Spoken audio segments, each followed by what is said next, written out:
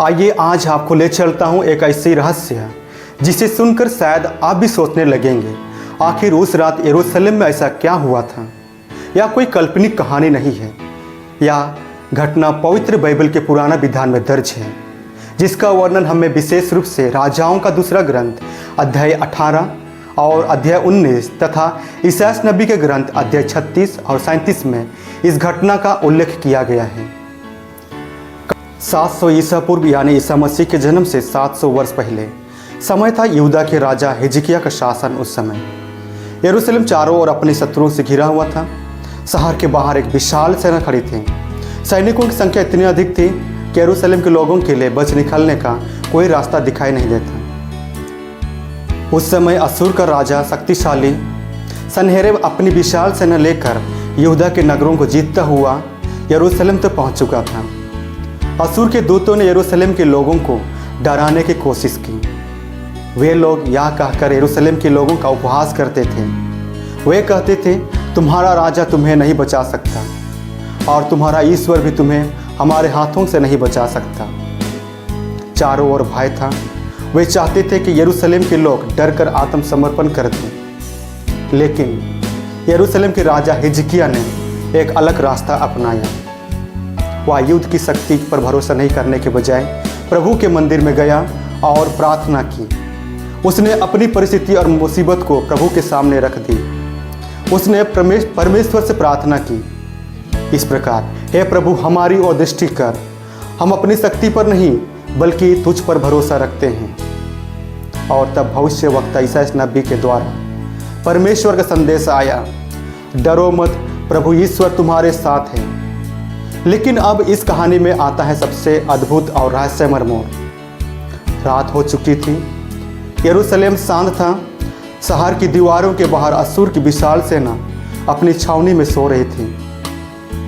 यरूशलेम के लोगों को शायद पता भी नहीं था कि उस रात क्या होने वाला है।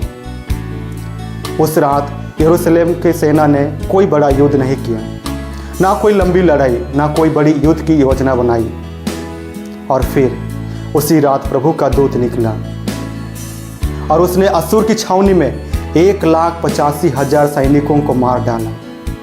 यह संख्या स्वयं बाइबल में राजाओं का दूसरा ग्रंथ अध्याय 19 पद संख्या 35 में दर्ज है। और अगली सुबह जब यरूशलेम के लोगों ने बाहर देखा तो वह विशाल सेना जो कल तक पूरे शहर को भयभीत कर रही थी, नष्ट हो चुकी थी। वे मर कर पड़े हुए थे।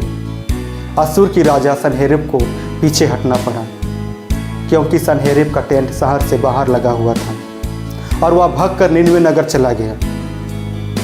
इस प्रकार यरूशलेम को शत्रुओं से नष्ट होने से ईश्वर ने बचा लिया। यह घटना हमें केवल इतिहास नहीं बताती, बल्कि विश्वास का एक गहरा संदेश भी देती है। कभी कभी हमारे जीवन में भी ऐसी परिस्थितियां आती हैं जब हमें लगता है कि हम चारों ओर से घिर चुके हैं। समस्या हमारे सामने होती हैं, रास्ते बंद दिखाई देते हैं और हमें लगता है कि अब कोई रास्ता नहीं बचा है। लेकिन हिजकिय्याह की प्रार्थना और यरूशलेम की घटना हमें याद दिलाती है, जब मनुष्य की शक्ति समाप्त हो जाती है तब भी परमेश्वर की शक्ति समाप्त नहीं होती। इसलिए जब हमारे जीवन में भी चारों ओर से तकलीफ या मुसीबत घिरा हुआ महसूस हो तो घबराइए मत। प्रार्थना कीजिए विश्वास के साथ और ईश्वर पर विश्वास कीजिए, क्योंकि कभी कभी परमेश्वर हमारी लड़ाई हमारे सामने से नहीं बल्कि हमारे पीछे से लड़ रहा होता है। जब चारों ओर शत्रु हो तब ऊपर की ओर आंखें उठाकर प्रार्थना करना है, क्योंकि हमारी सहायता प्रभु की ओर से आती है। इसलिए पवित्र बाइबल के इन पाठों को याद कीजिए। राजाओं का दूसरा ग्रंथ अध्याय 18 और 19 को, इसायाह नबी का ग्रंथ अध्याय 36 और 37 को।